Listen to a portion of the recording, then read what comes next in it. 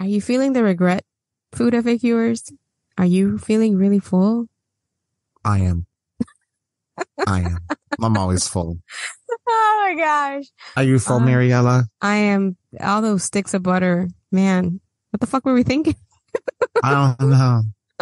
It's all that shit you're full of too. All right. So. You're not wrong. Nope.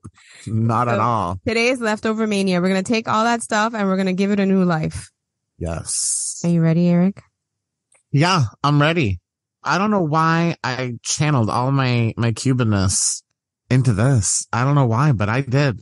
Oh, and I have one that's kind of American-y, which is ironic. Okay, go. Start, because this is going to be freaking jam-packed. First one. All right. So first one, we're going to talk about what to do with leftover ham. So there's a Cuban spread that we call bocadito spread. We've talked about it in our Cuban episodes. It's essentially a ham spread. This is the easiest thing, and it's going to add a lot of really unique flavor. So just bear with me on this. You're going to go ahead. You're going to take your leftover ham and you're going to pulverize it until it's like almost like sand-like texture. Like it has to be really tiny. So do it in your food processor. I've been desperate enough to do it in a blender before. Yeah. You're not liquefying it, but you're turning it very, very fine. So you're going to take that, throw it into a bowl, and you're going to use 1 block of cream cheese. You're going to use half a cup of mayonnaise. You can use more mayonnaise. I'm not a big mayonnaise person, so I don't use a lot. Okay. So I figure 8 ounces of cream cheese is a block, 8 ounces of mayonnaise is equal parts. Okay. Right. And then you're going to go ahead and you're going to take a small jar of relish and just throw the whole jar in there. Damn, really? The whole jar? Yeah. Yeah, it is the whole jar, actually. If it was a recipe, it's like the whole jar, basically. Okay. And you're just going to toss the jar there. You could also go ahead, you could add pimentos in there. I'm not a big pimento fan, but if you want to throw the pimentos in there, you could chop pimentos, throw it in there. Anyways, go ahead and mix it all together. Taste it, because remember, you seasoned this ham. Right. So whatever you season it with, it's going to be in here. All right. So taste it for salt and pepper. And go ahead and adjust the seasoning. Let it marry in the refrigerator, couple of hours overnight, preferably. And put that shit on bread, crackers, croissants, bagels, anything like that. And it's a great breakfast, lunch, snack. Oh, it's so good. It's awesome. I love bocadito spread. And it's so much better than just a regular ham sandwich. I agree. Nothing wrong with a ham sandwich. No. But I give it to my kids for lunch sometimes in like a Hawaiian roll, and they love it because it's switches things up and it's delicious. And you can totally give this to people the next day and it won't remind them of what they just finished eating the day before. Correct. So I like this. I like this little Cuban Pete. What else you got for me, Daddy? I know. All right. So we have a papa rellena, which is just a stuffed potato. I got excited. That's what it is. So the traditional recipe is essentially take mashed potatoes and you're going to kind of form a half ball in your hand and you're going to put ground beef in there and then you put mashed potatoes on top. So you basically make a mashed potato ball. Well, wait a minute. Hold on. Using ground beef. Okay. You're going to get the mashed potatoes and put it in the palm of your hand, right? And then you're going to make a little well in the center and you're going to stuff the meat in the center. Keter, people don't know what this is. Okay. So we have to really explain it. Oh my God. I said a ball, Mariela. Okay. A ball. But like, what do you mean a ball? You're going to put the meat and then the potatoes on top of it. You're going to make a ball of mashed potato with meat in the center. Right. Okay. Yeah. I think that's better explained, homie. We're saying the same shit, just different methods. Encasing the meat inside in the middle. Yeah, exactly. Okay. Go ahead. Like in the, and then you roll them in breadcrumbs and you fry it. All right. So this is what we're going to do instead. Not just breadcrumbs. Don't you have to use egg wash and then breadcrumbs and then you fry it. Oh my God, people, listen, I'm just trying to get to the after Thanksgiving recipe without, I was just explaining what the item was. But anyways, right now we're going to get to, Jesus. All right. Tell me more. So this is what we're going to do. Yes. So you're going to go ahead and take a leftover mashed potatoes and you're going to create a well in your hands. And you're going to take over that leftover ham, that leftover turkey, whatever you got, and you're going to put it in that well in your hands. Then you're going to put more mashed potatoes on top of it to encase the meat. There you go. And roll it into a ball. All right. Hey. Then you're going to go ahead. You're going How big you think, Keeter? What's a good size? Like the size of the palm of your, or half the size of the palm of your hand. Like, I like a papa rellena that, is hearty, but it's not a meal. It's like a part of a meal. Like, eat it with a salad or things like that. Does that make any sense? Yeah. Like, do you eat it like an apple? Because that's how I eat it. Absolutely, you eat it like an apple. Some people eat it with utensils. No, like, I don't want it big enough where you eat it with a fork and knife. This should be able to be easy in your hand, and it should be like a 2-3 bite deal. Like what are those little oranges that you like to buy? I forget what they're called now. Tangerines. Like a tangerine size. Yeah, or like a little mandarin, like a cutie. One of those. You're a cutie. You are too, my honey. So you're gonna go ahead. You're gonna roll it in an egg wash, and then roll it in breadcrumbs, and go ahead and deep fry that thing.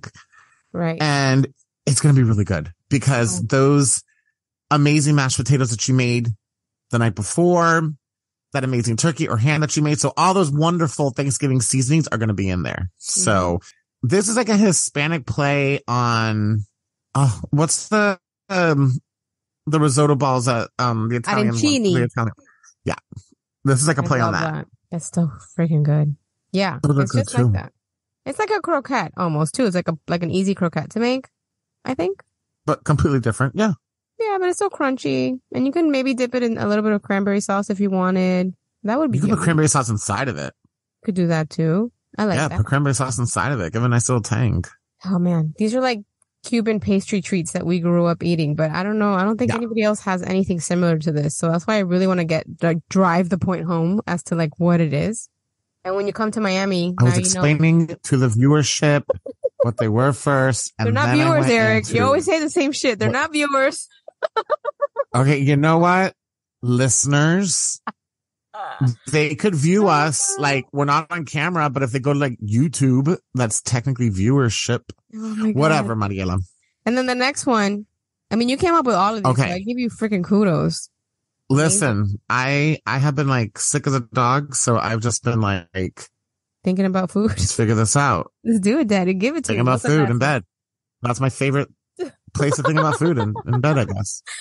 Oh, totally different podcast. Yeah. So, anyways, so we talked about in one of our previous episodes, like basically the queen of a Cuban dish, which is arroz con pollo, which is a chicken and rice dish.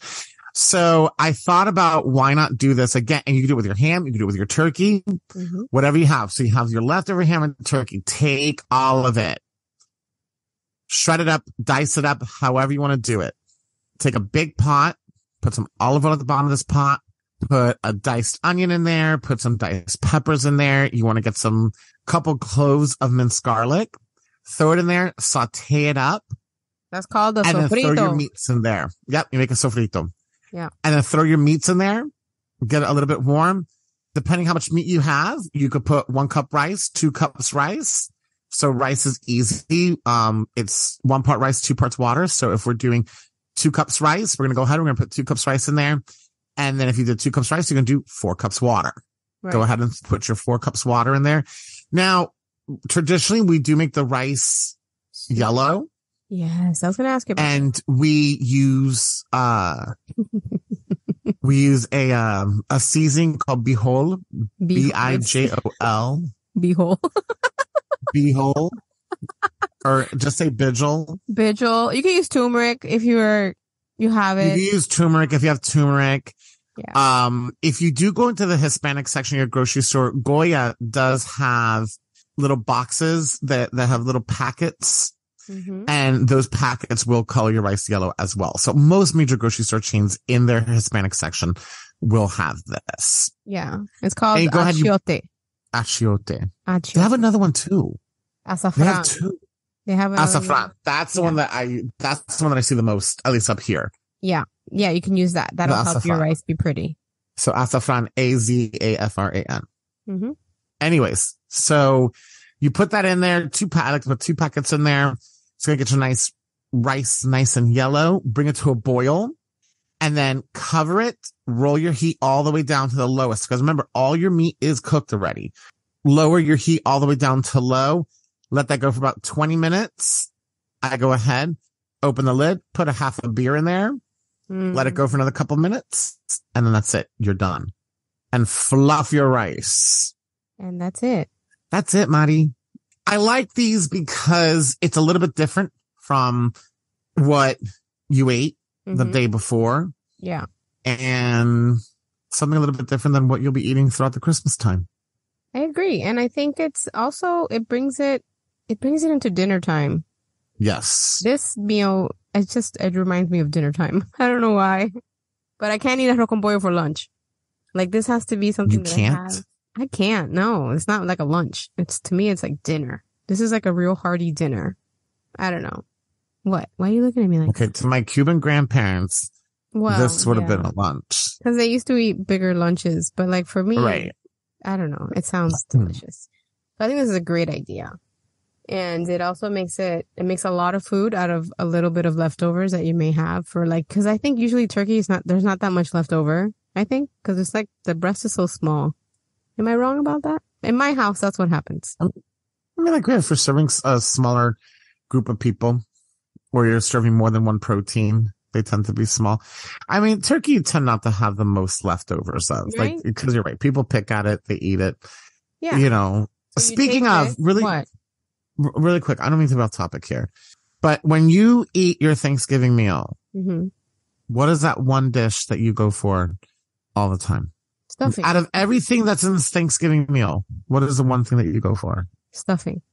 Okay, yeah, me too. All right, I'm glad we're on the same page. We can agree about one thing. Only stuffing. Like, I don't care. Stuffing first. I was talking with Tanya today. Like, that's like the one thing that I will absolutely go up for seconds for. It's just stuffing. As long as there's stuffing on the plate, I'm fine. I'm fine too. And I get the turkey and I eat a little bit of it with gravy. Just, I don't know, because I have to. But stuffing. Always stuffing. It's I like mine a little bit sweet with my cornbread. Lots of sage. Yeah, that's good. We talked about the stuffing episode. People love it. They love listening to stuffing too. So we're not alone. That episode has been listened to quite a bit. Yeah, because stuffing is fucking delicious. Yes. So, we were talking about all these, like, bringing Noche Buena into Thanksgiving, which I love that you came up with. Because ironically, I was thinking more along the lines of puff pastry and brie. Things that are a little less Hispanic. Still delicious, though. Yes. This is my idea. You get a sheet of puff pastry and you cut it into 6 squares. You can put down some of your cranberry sauce, some sliced brie, and some turkey. And then you can go ahead and cover it. You can make them small and put it corner to corner to make little triangles, or you can put the other sheet on top and make them bigger and then bake them off. Put a little egg wash and then bake them off. And you'll have yourself like a little Thanksgiving tart, handheld pie. That sounds delicious. Do you know that if you buy your puff pastry at Lidl, it comes in 6 rectangular sheets? Really? I bought puff pastry at Lidl the other day. Yeah. And it was just 6 rectangular sheets. So it was like perfect. So the rectangle you can cut. Okay. Let's say you were serving like your husband, like one rectangle is fine for him. If it was the kids, you would just cut it in half. Interesting. Or like yourself, like let's say you, Mari, were eating it, probably cut it in half. I like that. Lidl. It's Lidl's great. But so it came like right in the sheets and was awesome as I was making something puff pastry for myself, Ryan, and a friend. Mm-hmm. And it was great because I was already able just to portion it out into the 3 servings. Yeah. What'd you make? Oh, I just made something simple. I just took puff pastry and I just took like this really good Dijon mustard that I like. And I just filled it with, it's like a really good spicy Dijon mustard. And I did just something simple, just simple, quick dinner. It was just ham. It was turkey, and it was like really good, sharp, like good, sharp American cheese. Yeah. And then I did an egg wash on top and I baked it at 350 for about 30 minutes. That sounds so good. And that's what we had because I wanted sandwiches, but I wanted something different. Yes. And that's what we had. Puff pastry is amazing. I love it. It's the most diverse thing. And you can use it for breakfast. You can do it for lunch. You could make it for dinner and you can dress it up and it's different. Right. And most people don't use it. So it's like, it has a wow factor to it. Right. Anyway, we got off topic there, but we will forever sing the praises of puff pastry. We have done many an episode where we talk about puff pastry. It's so easy to use. You don't have to do anything to it. Absolutely. The only thing you do have to do is thaw it out, which happens when you take it home from the the hospital. I was going to say from the supermarket. I think it's like one of the most underrated. I think it's one of the most underrated quick ingredients items in your grocery store, because when you think of something like puff pastry, you get nervous to use it. But then when you realize it's the easiest thing, you just open it up, fill it, and then let the magic of puff pastry take its place. Like, it's a self-making situation. Really. It's fucking delicious. Okay, well, those are ideas for leftovers, and I hope they're useful to you and a little bit outside of your Google box, which I know you type in what to do with Thanksgiving leftovers, and everyone's making one of those disgusting fucking sandwiches with stuffing in them, which to me makes me want okay. Sorry, you're wrong. My husband loves them. Back the fuck up. Okay, hold on. Okay, you know what, Mariela?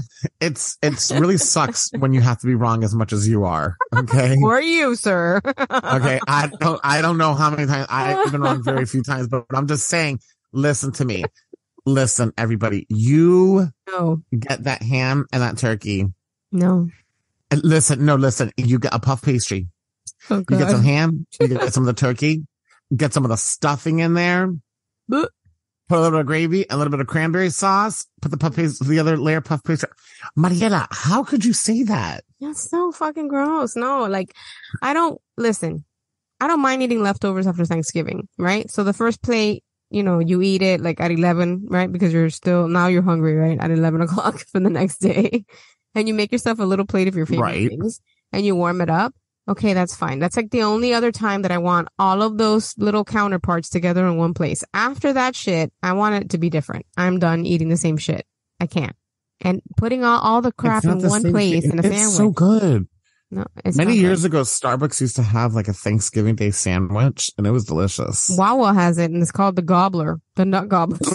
I love that name. And I think it sounds disgusting because, my husband eats it. I'm telling you, he likes this shit. And he gets excited about it and he fucking buys it. And it's the grossest squish. It's a squish. Who buys it? My husband. He loves that shit. You guys, the both of you are very similar. We have very similar palates. Yeah. We have very similar, because I think that's delicious. Your Play-Doh palate. Your Play-Doh palate. No, it's called good stuff. Like, no thanks. So I like these ideas. With your puff brie and shit like that. I'm going to have stuffing in my sandwich. You know that you would eat a fucking turkey cranberry brie turnover if I gave it to you. You would eat it in a heartbeat. Oh, absolutely. Oh, put an apple slice in there too. I mean, or pears. Pears, yeah. Gorgonzola. Absolutely. Oh, see? You're on my brain, like I'm on my train. No, like I'm on both brains. Like I can do what you do also, and then I can absolutely get down with like turkey and stuffing and bread. Like I basically do that at the table. Like, you get like a little roll and you put like some turkey ham and stuff. Okay, I'm just turkey, saying. yes, but I don't like carbs inside of carbs like that. It's weird. You're wrong. Yes, it is. A squishy stuffing inside of squishy bread is fucking gross. But listen. If you want to do what Eric does, you do whatever you want to do with your squishy stuff and you put it wherever you want. I'm not the mayor of Squishy Town. Eric is. And Eric decrees that it is okay to have squishy sandwiches. Yeah, it's fucking delicious.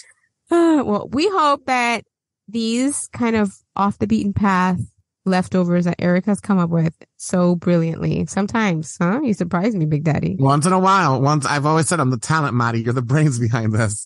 I'm just the talent. We hope you try them and you fall in love with your leftovers again, which is really tough at my house, honestly. People don't like leftovers at my house. So I think this will be winners for us, for sure. So we thank you, good sir. Yes, no, thank you. And thank you for listening to us. And, this week, especially, even if you do not celebrate Thanksgiving, hopefully you can just take a moment to just think about all the great things that you can be thankful for and enjoy a delicious meal with friends and family. Absolutely. We love you guys. And don't forget the 12 days of Cookie Muss very, very soon. Can't wait.